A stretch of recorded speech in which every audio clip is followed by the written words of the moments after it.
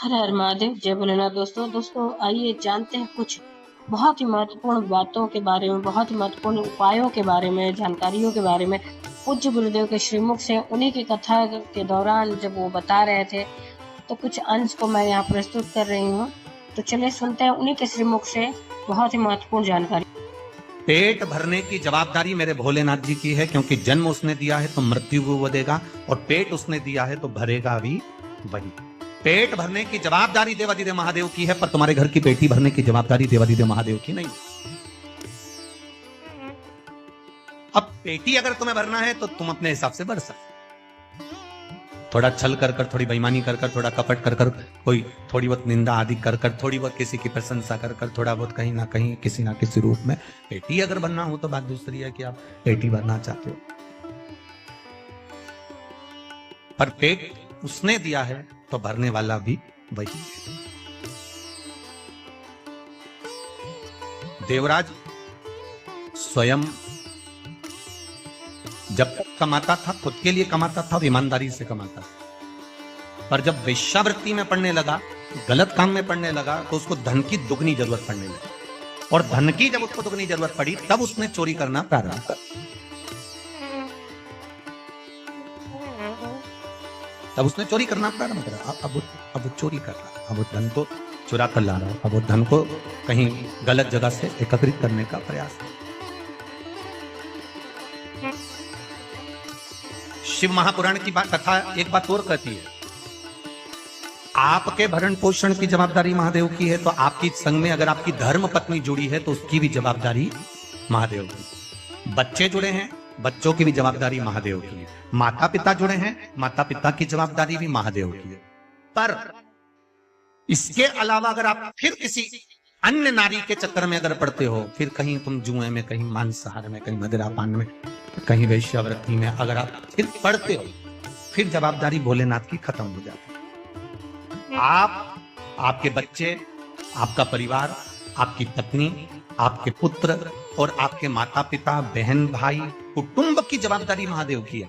पर तुम उस धन को गलत जगह पर लगाना प्रारंभ कर दिए। उसने दिया था पेट भरने के लिए, उसने दिया था बच्चों की शिक्षा के लिए, उसने दिया था। होते हैं कई लोग, अभी कहीं ना कहीं लोगों को कुछ गवर्नमेंट से या प्रशासन से कोई थोड़ा बहुत पैसा मिल जाता है। अब वो मिला था किसी काम के लिए और मालूम पड़े लगा दिया किसी दूसरे काम में। अब सरकार ने तो पैसा दिया था आपको कि इस कार्य में लगा, अब तुमने लगा दिया दूसरे कार्य में। अब दूसरे कार्य में लगाया तो प्रशासन अगली बार आपको कुछ देगा क्या? अरे बोलो तो जम के नहीं देगा, क्योंकि उसको मालूम है कि इसको दिया था मैंने इस चीज के लिए और इसने लगा दिया दूसरी चीज में, अगली बार वो नहीं देगा। अब नेत्र काय के लिए दिए थे भगवान ने? वो भगवान भी प्रशासन से कम नहीं हो। काय के लिए दिए थे उसने? इन नेत्रों से क्या करना भगवान का? बोलो बोलो जम के बोलो, दर्शन कर। इन नेत्रों से दर्शन करिए, इन नेत्रों से पोथी पुराण पढ़िए, शिव महापुराण, रामायण, भागवत गीता, इसका स्मरण करो। अब तुमने इस बार तो इस नेत्रों को भगवान में लगाया ही नहीं। अब पैसा दिया था मकान बनाने के लिए, पैसा दिया था खेती के लिए, पैसा दिया था, लोन लिया था मकान के लिए, और मालूम पड़े बैंक वाले बाद में आए तो मालूम पड़े ना तो मकान दिखा ना प्लाट दिखा, और वो लोन का पूरा पैसा खत्म कर दिया। अब बनाना था तुमको मकान, लेना था तुमको प्लाट, करना था काम, मिला था मकान के लिए, लगा दिया गलत जगह पर, गलत जगह पर लगाया, बर्बाद हो गए। बर्बाद हो गए तो अगली बार प्रशासन ने तुमको वो पैसा नहीं दिया। साहब अगली बार दिया था, इसने काम में नहीं लगाया, अगली बार दिया था, इसने सही जगह नहीं लगाया, तो अब की बार उसने देना बंद कर, उसने देना बंद। बस यही शिव महापुराण की कथा कर रही है, यही भगवान शंकर का गुणगान कर रहा है। एक बार उसने देख लिया नेत्र देखकर कि इसने नेत्र सही जगह लगाया कि नहीं लगाया। अगर एक बार इसने नेत्र सही जगह नहीं लगाया, फिर अगली बार तुम तैयारी कर कर बैठो कि नेत्र। श्रवण दिया था कथा सुनने के लिए, एक बार दिया और सही नहीं गया। ये हाथ दिए थे भगवान की भक्ति करने के लिए, सेवा करने के लिए।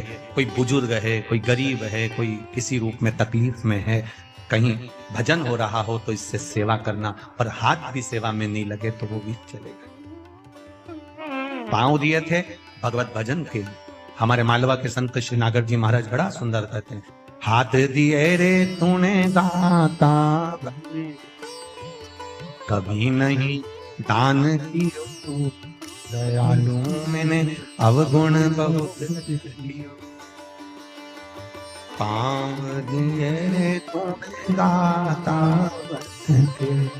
कभी नहीं तीरथ कियो, दयालु मैंने अवगुण बहुत कियो।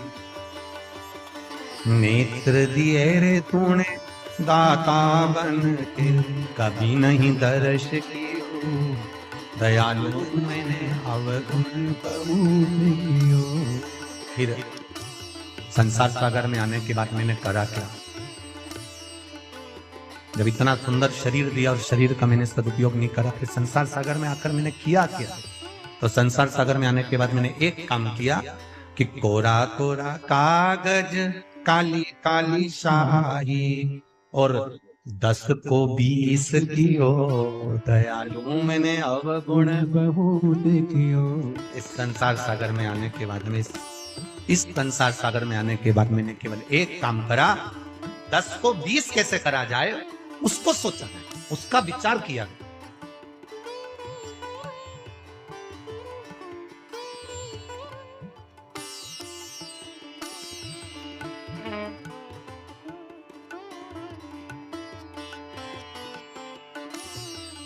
ब्लड की जांच कराने पर मालूम पड़ जाता है कि बीमारी कौन सी है, और कथा कराने से मालूम पड़ जाता है कि भक्त में ब्लड की जांच कराने से बीमारी का पता चल जाता है, और शिव महापुराण की कथा करवाने से, राम कथा, कृष्ण कथा, भगवान की अविरल भक्ति की कथा कराने से यह पता चल जाता है कि इसके हृदय में भाव कितना, इसके हृदय में, इसकी चित्तवृत्ति में परमात्मा का भजन कितना। आपको दिखेगा 7 दिन आप भी यही हो, हम भी यही हैं। कई कई ऐसे हैं 7 दिन सुबह 7 बजे से 6 बजे से यहाँ जगह संभाल कर बैठे रहेंगे, और कई ऐसे रहेंगे 1 बजेगी तब 10 मिनट पहले घर से निकलेंगे, 4-5 को दरवाजे पे परेशान करेंगे, 8-10 को रास्ते में परेशान करेंगे, तब अपनी गाड़ी बढ़ाते हुए, ठोकते हुए, परेशान करते हुए प्रशासन के लोगों को, चाहे पुलिस प्रशासन के हो, चाहे समिति के लोग हो, चाहे जो सेवा कर रहे हैं उनको, 50 बार अपनी दबेत गाड़ी दिखाकर तब जाकर अंदर जाके बैठेंगे। कभी इनके जैसा तब कर देखो 5 बजे से 6 बजे से 7 बजे से। जरा देखो, बैतुल वालों के लिए कथा नहीं है, हम कहेंगे बैतुल वाले अगर कथा के पंडाल में नहीं आ सकते हैं तो एक बार रात को आकर इन भोलेनाथ के भक्तों का दर्शन कर जाना कि इनका भाव कितना शुद्ध है। ये दिखावे से नहीं आते, ये केवल 2 रोटी मिलेगी पड़े रहेंगे, नींद मिली तो भी आपसे कहने नहीं जाएंगे कि हमको भूखे हैं या भोजन। आपको हर 2-3 घंटे में कुछ चाहिए। ये सवेरे 7 बजे से जगह संभाल कर बैठते हैं, रात तक केवल 7 बजे से जगह संभाली, 1 बजे कथा चालू हुई। अब विचार करना, 7 बजे से 1 बजे तक का समय, उठते हैं, नहाए, वापिस आकर बैठ गए। एक जैसे बैठे, क्योंकि दूसरा महापास में बैठा है तो लेट भी नहीं सकते, ना आड़े हो सकते। एक जैसे बैठे हैं, एक आसन से बैठे हैं, इंतजार कर रहे हैं 1 बजे का। 1 बजे कथा चालू हुई, 4 बज जाएगी, जब आप देखना 5-5:30 बजे आकर देखना, तब इनको थोड़ा बहुत लेटते हुए नजर आओगे। रात्रि होगी, भोजन करा, भजन करा, रात को 1-1:30 बजे तक इनके भजन कीर्तन चलते रहते हैं। फिर सुबह हुई, प्रातः में स्नान करा, फिर भजन में लग जाते हैं। 24 घंटे श्री शिवाय नमस्तुभ्यम जप रहे हैं। हमने तपस्वी का दर्शन करा। कोई कहता है हम संतों का दर्शन करते हैं, कोई कहता है हम नर्मदा जी के घाट पर परिक्रमा करने वालों का दर्शन करते हैं, कोई कहता है हम उसका दर्शन करते हैं, कोई कहता है हम साधु का दर्शन करते हैं, कोई कहता है हम तपस्वी का दर्शन करते हैं। हम कहते हैं ये भी तपस्वी से कम नहीं, ये साधु और सन्यासी से कम नहीं, जो बैठकर भगवान शिव का गुणगान कर रहे हैं, भगवान शिव की अविरल भक्ति को धारण कर।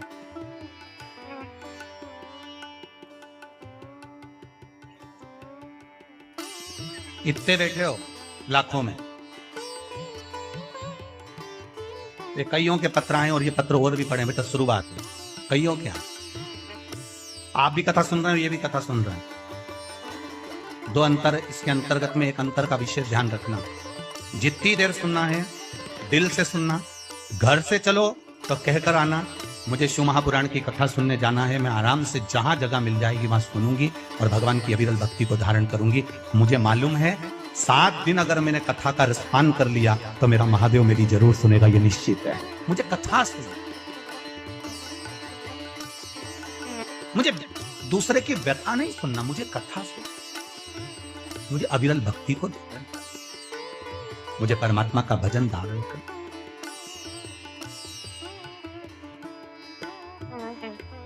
और जब तक वो नहीं चाहेगा तब तक आपको आनंद की अनुभूति नहीं हो सकती।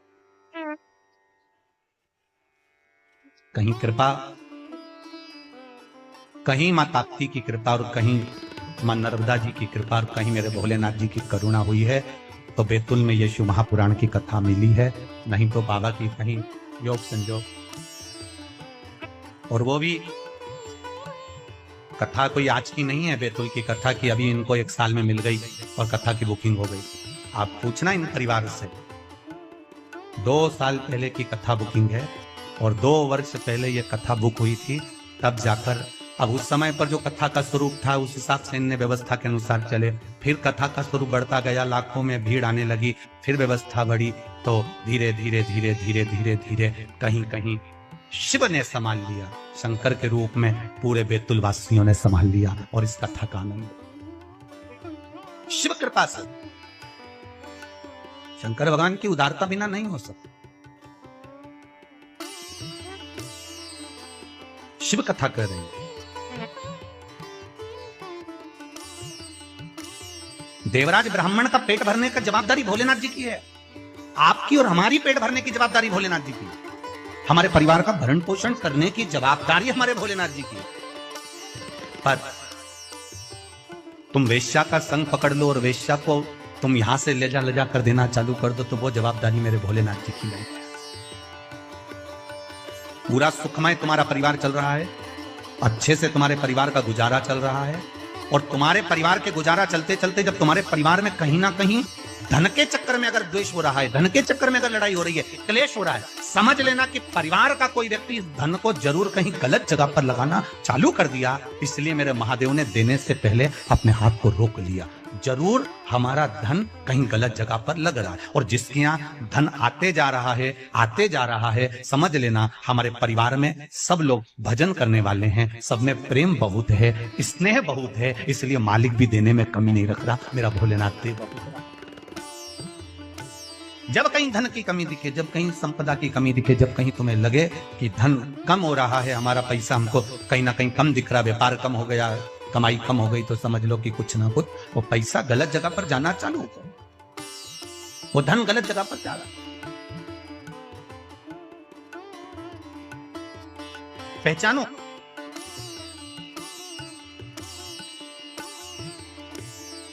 गाय, लक्ष्मी और बेटी, गोमाता, लक्ष्मी और बेटी, ये 3 जब गलत जगह पर जाती है तो देने वाले को रोना पड़ता है। गाय तुमने ब्राह्मण को दी, कोई दादाजी चले गए, दादी जी चली गई, कोई डोकरा डोकरी निपट गया और तुमने दे दी ब्राह्मण को। ब्राह्मण लेकर गए गोमाता को, जब तक गौमाता ने दूध दिया उसको संभाल कर रखी, फिर बाद में मालूम पड़े वो गाय तीसरे को दे दी, तीसरे से चौथे को गई, चौथे से 5वें को गई, वो बाद में गाय कसाई के हाथ में पहुंच गई। गौ माता जब कसाई के हाथ में पहुंची तो कटते समय जब रोती है तो बद्दुआ देती है। वो बद्दुआ ना ब्राह्मण को लगती है ना किसी दूसरे को लगती है, जिसने सनकी को छोड़ा था गौदान का, वो बद्दुआ उसको लगती है कि तूने मुझे दान दिया था तो मैं गलत जगह कैसे पहुंच गई।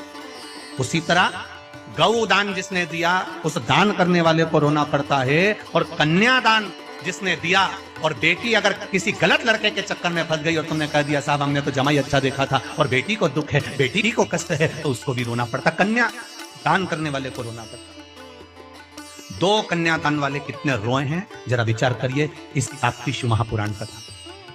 एक दक्ष प्रजापति और दूसरे नंबर पर थे विश्वकर्मा जी। 2 कन्यादान करने वाले कितने रोए, ये ताप्ती शिव महापुराण प्रारंभ हो गई यहां से। 2 कन्यादान वाले कितने रोए हैं अगर उन रोने वालों का स्मरण करा जाए तो एक है दक्ष प्रजापति और दूसरे हैं विश्वकर्मा जी। भगवान विश्वकर्मा और प्रजापति दक्ष, ये जो जितने रोए हैं इनके बराबर कन्यादान करने वाला क्यों? दक्ष प्रजापति को रोना इस बात का आया मैंने बेटियों का विवाह करा, मैंने अपनी बेटी का विवाह ये चंद्रदेव के साथ में करा, और चंद्र मेरी केवल एक बेटी को चाहता है और बाकी की बेटियों का अपमान करता है।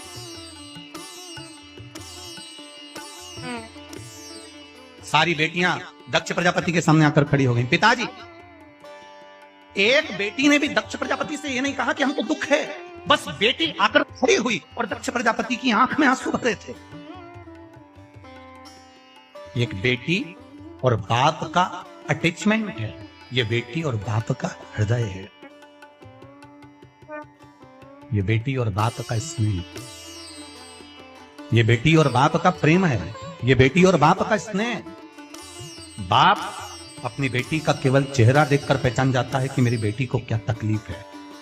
बेटा मां को प्रिय होता है और बेटी, जम के बोलो जरा, बाप को प्रिय होती है, पिता को प्रिय होती है, उसके पापा को प्रिय होती है कि मेरी बेटी है और मेरा पिता। मायके का मतलब मालूम होता है सबको? बोलो री बैतुल वाली जी जी, और जितने बैतुल के जीजा हैं वो भी बोल लो। मायके का मतलब मालूम है? जहां पर जाने पर माँ और माया दोनों मेरी हो वो मायका कहलाता है। मायके में जाने के बाद बेटी कहते पापा ऐसा, तो पत्थर की वकील मेरी छोरी ने कहा अब तो ऐसा करूंगा ही सही, अब करूंगा ही सही। मां मेरी माता ने जो कहा है मैं उसके अनुसार करूंगा। जहां पर मां और माया दोनों मेरी है वो मायका है। शादी हो गई, दूसरी जगह चली गई ससुराल, फिर भी जब वो मायके में आए तो उसको लगना चाहिए कि जीजी तुम्हारा ही है सब कुछ, अलमारी खोल दूं, साड़ी निकाल दूं, लो पहन लो। पर तुम्हारे अलमारी खोल दूं और साड़ी निकाल दूं, पहन लो, ये तो बहुत दूर की बात हो गई थी मेरी बैतुल वालियों, बहुत दूर की हो गई। तुम्हारे कमरे में आकर अगर तुम्हारी ननद बैठ जाए तो भाभी का मुंह भगोना हो जाए, तुरंत भाभी का मुंह भगोना। ये जीजी ने अकल नहीं है क्या? पत्नी ने अपने पति से कहा, भाभी ने अपने भाई पति से कहा, तुम्हारी बहन में अकल नहीं है? उठती भरवी, जब देखो जब मेरे कमरे में आकर बैठ जाती है। भाई को कहना चाहिए ये सब उसका है, कुछ नहीं मांगा उसने। घर से जब गई थी, पिता ने कन्यादान में जो दे दिया, एक फ्रिज, 7,000 की अलमारी, वॉशिंग मशीन, मिक्सर भी ऐसा दिया जिसमें मूंगफली का दाना भी नहीं पिसाया, ये सब जो दिया था थोड़ा बहुत सामान और देकर एक बार में विदा कर दिया था। बस उस दिन लगा कि ये सब कुछ नहीं है। पर भाई को बोलना चाहिए कि तू बहन से इतना मत चिढ़, ये सब कुछ उसी का है, खुशी खुशी सब छोड़कर ससुराल चले, सब छोड़ दिया। तब तो प्रजापति को मालूम है मेरी बेटी को दुख क्या है, पर मेरी बेटियां मुंह से तो कहे कि मुझे तकलीफ है। विश्वकर्मा जी को मालूम है कि मेरी बेटी को संज्ञा को दुख क्या है, पर संज्ञा एक बार तो मुंह से कहे कि पिताजी दुखी है। संज्ञा कौन? सूर्य नारायण भगवान की पत्नी। विश्वकर्मा जी को मालूम है मेरी बेटी संज्ञा को दुख है, और दक्ष प्रजापति को मालूम है कि मेरी बेटियों को दुख है, पर मुंह से कहे तो सही। कई बार बेटियां बोल नहीं पाती, और बेटियों को बोलना चाहिए, बेटियों को कह देना चाहिए। और पिता का प्रेम किसको कह सकते हैं, पिता की करुणा किसको कह सकते हैं? वो दिल्ली में जो श्रद्धा के 35 टुकड़े हुए, किसी को ज्ञात नहीं था, केवल एक पिता का दिल कचोट गया। और पिता ने सोचा बहुत दिन से श्रद्धा की खबर नहीं आई, पिता उसी समय दिल्ली पहुंच गया। फिर उसने ढूंढना चालू करा, जब कुछ हाथ नहीं लगा तब फिर पुलिस प्रशासन के पास गया, तब जाकर खुलासा हुआ उस बाप के सामने की बेटी के 35 टुकड़े हो गए। बाप और बेटी का अटैचमेंट किसको कहते हैं, बेटी और बाप का स्नेह किसको कहते हैं? बेटी की आंख में आंसू आते हैं और बाप पहचान जाता है कि मेरी बेटी क्यों रोई है, उसकी आंख में अश्रु कैसे आ गए, उसके नैनों में जल कैसा आ गया। इसलिए हम बार बार कहते हैं फैशन और व्यसन, इन दो चीजों से बचने का कार्य करिएगा। ज्यादा फैशन में पड़ोगे तो भी बर्बाद हो जाओगे, ज्यादा व्यसन में पड़ोगे तो भी बर्बाद हो जाओगे। फैशन भी तुमको बर्बाद कर देगा और व्यसन भी तुमको बर्बाद कर देगा। एक जरा सा कहीं धूम्रपान कर लिया, कहीं तंबाकू खा लिया, कहीं मदिरापान कर लिया, कहीं मांसाहार कर लिया, कहीं वैश्यावृत्ति कर ली, कहीं जुआ कर लिया, फैशन भी बर्बाद करेगा और व्यसन भी बर्बाद कर देगा। इन दोनों से बचने का प्रयास करिए। जिसके घर का धन फैशन और व्यसन में दोनों में जा रहे चालू हो जाए, समझ लो धीरे धीरे कुछ ना कुछ गड़बड़ी होना प्रारंभ करो। हम कभी मना नहीं करते तुम फैशन मत करो, तुम्हारी मर्जी पड़े जैसा कपड़ा पहनो। अभी तो तुम यहाँ से फटी हुई पहनते हो, तुम पूरी फटी हुई पहनो तो कोई दिक्कत नहीं है। पर निवेदन है, फैशन और व्यसन में अगर तुम्हारा धन जा रहा है, व्यसन में, मांसाहार में, मदिरापान में, जुआ में, वृक्षावृत्ति में, गलत काम में तुम्हारा धन जा रहा है, तो बहुत दिन का ठिकाना तुम्हारा नहीं है। और फैशन में अगर तुम ज्यादा पढ़ने लगे हो तो भी तुम्हारा कोई ठिकाना नहीं है। गलती थी, एक गलती को अपना मानो, सुधारो। बहुत मर्यादा से हम लोग कथा कर रहे हैं, आज पहला दिन है इसलिए शांति से। हमें भी देखना पड़ता है कि भगोनी के चावल कैसे हैं।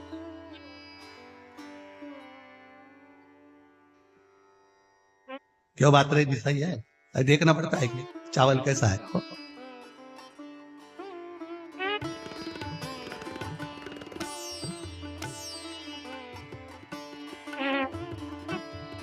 पर चावल जोरदार तो है, जब ये तो बैठने की जगह तक नहीं बची, सब खड़े हैं पीछे, ढेर लगे हुए अपार, इतना भीड़ है, सबका प्रेम। ये समझ में आता है कि आप लोगों की भक्ति बड़ी प्रबल है, भाव बड़ा प्रबल, हृदय। और जो भजन का बल है, यही बाबा की कृपा से आपका वो आनंद में रहना चाहिए। महाराज शिव कथा कर रही है, भगवान शंकर की करुणा कर रही है, पिता पुत्री का मुख देखकर पहचान जाता है तकलीफ क्या है। दक्ष प्रजापति को भी रोना आया अपनी बेटियों को देखकर, और विश्वकर्मा भगवान को भी रोना आया था अपनी बेटी को देखकर, संज्ञा को देखकर, आंखों में जल भरा हुआ। दक्ष प्रजापति ने भी अपनी बेटियों से पूछ लिया था कि बात क्या है, कुछ बोलोगी तुम? 3 बार मेरे पास में सारी की सारी बेटियां आ चुकी हैं, मेरी पूरी कन्याएं आ चुकी हैं, पर तुम बोलती क्यों नहीं हो? हुआ क्या? चंद्र ने कुछ कहा तुमको, कुछ बोला तुमको? नहीं, छोटा मोटा दुख होता है ना। तो उम्मीद करते हैं जानकारी आपको अच्छी और उपयोगी लगी होगी। अगर अच्छी और उपयोगी लगी तो एक लाइक छोटा सा अवश्य करिए। आप पहली बार मेरे चैनल पे आए तो मेरे चैनल को सब्सक्राइब करिए, बेल नोटिफिकेशन अवश्य दबाइए, जिससे आने वाले वीडियो आपको समय से प्राप्त हो सके। दोस्तों कोई भी प्रश्न या सुझाव कमेंट बॉक्स में लिख सकते हैं। फिर मिलते हैं दोस्तों एक नई जानकारी के साथ नए वीडियो में, तब तक के लिए जय भोलेनाथ, हर हर महादेव, श्री शिवाय नमस्तुभ्यम। धन्यवाद दोस्तों।